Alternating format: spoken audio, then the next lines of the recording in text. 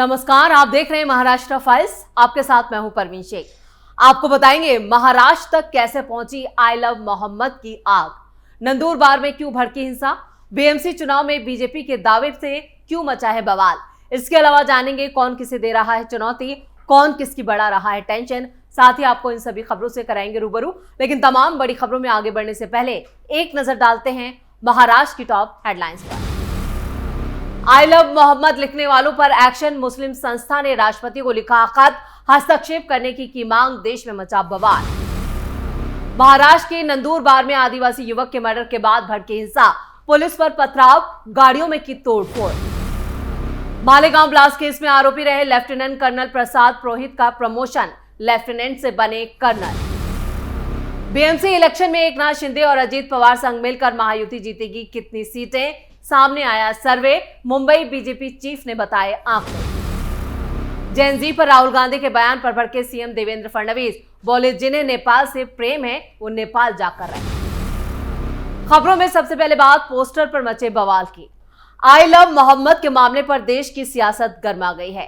कानपुर से शुरू हुआ यह विवाद अब दूसरे राज्यों में भी नजर आ रहा है। कई राज्यों में मुस्लिम समुदायों ने आई लव मोहम्मद लिखकर विरोध प्रदर्शन और जुलूस निकाले, जिस पर पुलिस ने एक्शन लिया है। इस बीच मुंबई की रजा एकेडमी के अध्यक्ष मौलाना सईद नूरी ने पुलिस के एक्शन पर नाराजगी जाहिर की है। उन्होंने राष्ट्रपति से मामले में हस्तक्षेप करने की मांग की है। रजा एकेडमी के अध्यक्ष मौलाना सईद नूरी ने राष्ट्रपति द्रौपदी मुर्मू को ज्ञापन भेजा। उन्होंने हाल ही में कई राज्यों में आई लव मोहम्मद लिखने वालों के खिलाफ की जा रही पुलिस कार्रवाई पर नाराजगी जाहिर की। मौलाना सईद अपने ज्ञापन में उन्होंने कहा है कि लाखों मुसलमान अपने पैगंबर मोहम्मद साहब को लेकर प्रेम और आदर व्यक्त करते हैं। ये किसी तरह से भड़काऊ नहीं है, ना ही हिंसा के लिए उकसाता है और ना ही दूसरे समुदाय की भावनाओं को ठेस पहुंचाता है। उन्होंने कहा कि ऐसे भाव को अपराध घोषित करना असंवैधानिक और धार्मिक भेदभाव है। अध्यक्ष ने यह भी कहा कि उत्तर प्रदेश, कानपुर, उन्नाव, महाराजगंज, कौशाम्बी, लखनऊ सहित नागपुर, मुंबई, काशीपुर और देश के कई हिस्सों में निर्दोष लोगों पर झूठे मुकदमे दर्ज करके एफआईआर की जा रही है और गिरफ्तारियां हो रही हैं। उन्होंने कहा कि पुलिस का काम कानून व्यवस्था बनाए रखना है, ना कि धार्मिक भावनाओं की शांतिपूर्ण अभिव्यक्ति को दबाना है। यह भी कहा गया है कि राजनीतिक दबाव में पुलिस की कार्रवाई युवाओं और समुदायों में डर, असुरक्षा और अलगाव पैदा कर रही है। दरअसल ये विवाद 4 सितंबर को बाराफात के जुलूस से शुरू हुआ था। कानपुर के रावतपुर में बिना इजाजत के एक जुलूस निकाला गया था और इसी दौरान सड़क के किनारे आई लव मोहम्मद लिखा एक पोस्टर लगाया गया, जिस पर दूसरे समुदाय के लोगों ने नाराजगी जाहिर की और इसे नई परंपरा बताकर विरोध किया। वहीं पुलिस ने अनुमति न होने की वजह से पोस्टर हटवा दिए, जिसके बाद मुस्लिम युवकों ने कुछ पोस्टर फाड़ दिए। पुलिस ने इस पर एक्शन लेते हुए मुकदमा दर्ज कर लिया। वहीं इस मामले में तूल तब पकड़ा जब इस मुद्दे को लेकर कुछ राजनेताओं के बयान आए, जिसमें लोगों का गुस्सा भड़क गया और यह मामला गर्मा गया। उत्तराखंड, तेलंगाना और महाराष्ट्र समेत कई राज्यों में मुस्लिम समुदायों ने विरोध प्रदर्शन किया और जुलूस निकाले, जिस पर पुलिस ने एक्शन लिया है और कईयों पर मुकदमे दर्ज किए गए हैं, सैकड़ों गिरफ्तारियां की गई हैं। इस बीच अबू आजमी से लेकर ओवैसी तक जैसे नेताओं के बड़े बयान सामने आ चुके हैं और मुंबई में अबू आजमी ने इसको लेकर बाकायदा एक मीटिंग भी की है और एक ज्ञापन जो है वो मुंबई पुलिस के कमिश्नर उनको भी लिखा गया है। यानी ये मामला फिलहाल तूल पकड़ता हुआ नजर आ रहा है और इस मामले को लेकर जिस तरह से पुलिस का एक्शन है उस पर विपक्षी पार्टियां सवाल खड़े कर रही हैं। यानी एक पोस्टर से शुरू हुआ यह विवाद देश में एक बड़ा सियासी आंदोलन खड़ा कर रहा है। खबरों में आगे बढ़ते हैं। महाराष्ट्र के नंदुरबार में भी इसी तरह के वायलेंस की खबर सामने आई। आदिवासी युवक के मर्डर के खिलाफ निकाला गया मौन मार्च हिंसक हो गया। पुलिस और उपद्रवियों के बीच पथराव हुआ। भीड़ को कंट्रोल करने के लिए पुलिस ने आंसू गैस के गोले दागे। उपद्रवियों ने कलेक्टर दफ्तर में खड़ी गाड़ियों में तोड़फोड़ की, जिसमें कई पुलिस वाले और अधिकारी घायल हो गए। पुलिस स्थिति को नियंत्रण में लाने के लिए कड़ी मेहनत कर ही रही थी कि मौके पर भारी पुलिस बल पहुंचा और लाठीचार्ज हुआ। अधिकारियों ने जानकारी दी कि पुलिस ने स्थानीय संगठनों के नेतृत्व में दोपहर को आयोजित मौन विरोध मार्च में हिस्सा लेने वाले करीब 8,000 लोगों की भीड़ को तितिर बितिर करने के लिए लाठीचार्ज किया और आंसू गैस के गोले दागे। प्रदर्शनकारियों ने स्थानीय आदिवासी कार्यकर्ता जय वाल्वी के मर्डर के आरोपियों को फांसी देने की मांग की।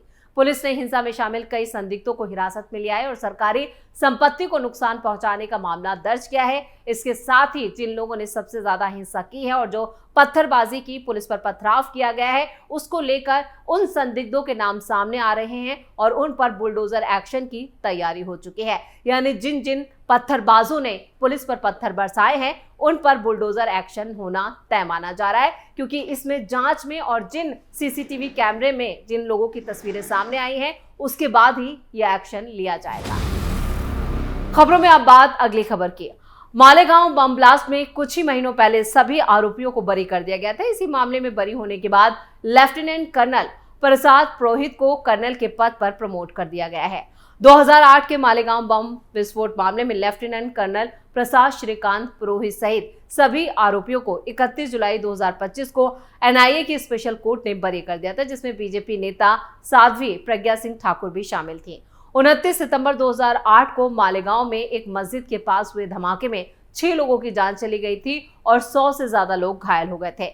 एनआईए स्पेशल कोर्ट के फैसले को बॉम्बे हाई कोर्ट में चुनौती दी गई है और मालेगांव ब्लास्ट के पीड़ित 6 परिवारों ने याचिका दायर करते हुए कोर्ट को अपने फैसले को रद्द करने की मांग की है, जबकि कर्नल पुरोहित को अब यहां पर लेफ्टिनेंट से कर्नल बना दिया गया है। खबरों में अब बात बीएमसी चुनावों की। महाराष्ट्र में नगर निगम चुनावों से पहले बीजेपी मुंबई अध्यक्ष अमित साटम ने एक बड़ा बयान दिया है। उन्होंने दावा किया कि पार्टी को एकनाथ शिंदे की शिवसेना और अजित पवार की एनसीपी के साथ गठबंधन में ही निकाय चुनाव लड़ना है और इस चुनाव में उन्हें मुंबई में 150 से ज्यादा सीटें जीतने का भरोसा है और जो सर्वे आ रहे हैं वो भी यही बता रहे हैं। अमित ने कहा कि सीटों के बंटवारे पर बातचीत आरक्षण लॉटरी पूरी होने के बाद ही शुरू होगी, लेकिन उनके निर्वाचन क्षेत्र यानी खासतौर से पता चलता है कि महायुति देश के सबसे अमीर नगर निकाय पर कंट्रोल के लिए अच्छी स्थिति में है। साटम ने कहा कि सीटों का जो अंतिम बंटवारा है वो जमीनी आकलन के बाद किया जाएगा, लेकिन बीजेपी के पास शहरों को और उसको हक दिलाने के लिए एक साफ दृष्टिकोण यानी एक विजन है। बीएमसी चुनावों को लेकर बीजेपी ने अपने विजन को भी सामने रखा।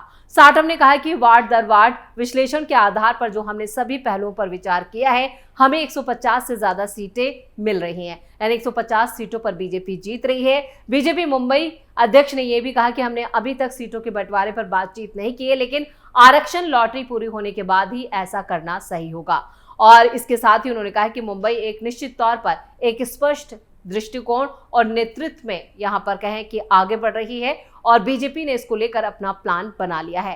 राज ठाकरे और उद्धव ठाकरे के बीच गठबंधन पर भी अमित साटम ने बड़ा बयान दिया। उन्होंने कहा कि वो साथ आ सकते थे, लेकिन इसका जमीनी स्तर पर कोई असर नहीं पड़ने वाला है। मराठी मानुष जानता है कि असली काम किसने किया है और वो महायुति को ही वोट देगा।